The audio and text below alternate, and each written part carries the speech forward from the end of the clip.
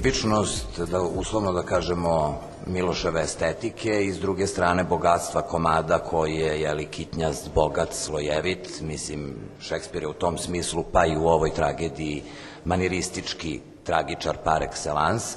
I u tom smislu je bilo zanimljivo kako ćemo, da obuzdamo formu, a da je opet ne isušimo. Ona naravno da zavodi, upravo ovo što si pominjao, svojim melodramskim karakterom, tako da smo čak pokušali da istražimo u tom smislu uslovno rečeno melodramski karakter tragedije, odnosno perifernalnost. Vrlo je nezgodan Jago kao lik, mislim nešto 5-6 ili možda 3-4 kolega naših su poludeli radeći Jaga, zato što je to stvarno ozbiljan demon u tom smislu, to jest čovjek opsednut demonom i on vrlo je teško probiti se kroz taj materijal ako krenete da prvo to što smo mi pričali o tom nekom psihološkom realizmu, znači to je jako teško da vi njega tumačite kao čoveka, uopšte kao nekoga koji ima mamu i tatu i nekakvu biografiju, u tom smislu to je vrlo opasno zato što on to nije. On ima tu, kako bih rekao, pojavnost čoveka, ali zapravo je to neki čovek koji je napadnut od strane demona, da je on ima utisak da jaše demona, a zapravo je demon jaše njega i tako dalje. I negde mi je divno jer moja generacija otprilike razmišlja o tome da se ne rade baš klasični tekstovi često i da verovatno se školujemo za nešto i zašto se školujemo i šta je to što nas čeka kasnije. Tako da je bio veliki šok za mene kad sam saznala da ću igrati Dezdemonu i odjednom sad Jugoslovensko dramsko pozorište i tu neki ljudi koji su meni ranije bili idoli i odjednom ja sa njima na sceni, ali moram da priznam da mi je Vojin mnogo pomogao.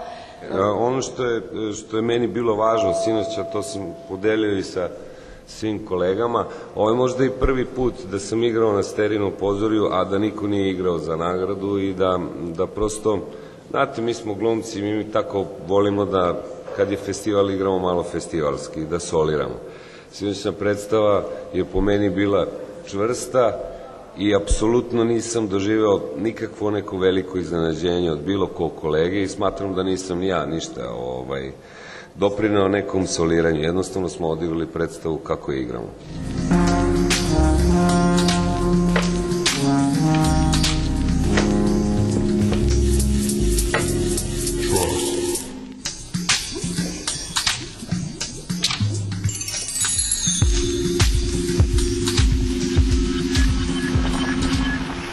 Otelo Jugoslovenskog dramskog pozorišta u režiji već proslavljenog Miloša Volića.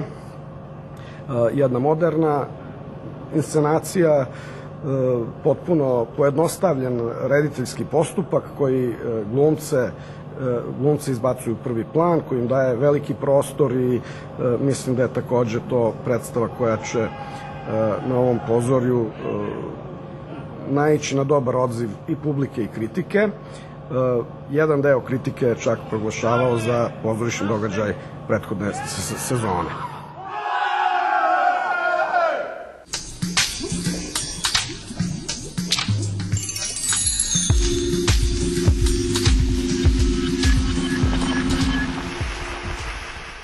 Predstava Otelo je sva od kontrasta, od prisustva i odsustva. Na prvi pogled se čini da nema scenografije, međutim, scenografija koja je pre svega u svetlosti i osvetljenju, odnosno u mraku, se postepeno pojavljuje i postaje jako važan deo predstave. Na prvi pogled se čini da nema režije ili da je režija svedena na neku meru. Međutim, to je isto zamka, zato što rediteljska ruka i tekako stoji iza svega i polako se vidi da sve što se na sceni dešava u stvari i tekako precizna, promišljena režija. Naravno, od početka do kraja dominira gluma, glumci su u prvom planu, oni su bukvalno istureni na prosceniju i oni su u nekakvom direktnom kontaktu sa publikom. I tu je očigledno ono što je jako bitno i što daje i osnovnu ideju ove predstave, da je bitan tekst, da je bitan Šekspir i poštovanje ovoga teksta.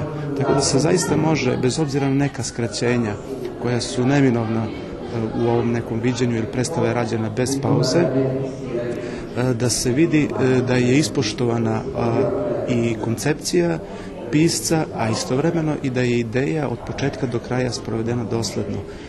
Da je na sceni priča o zlu, ali isto tako i u nekim trenucima se probija i priča o dobru, o opuštenju i o tome da zlo ipak strada i da se kažnjava.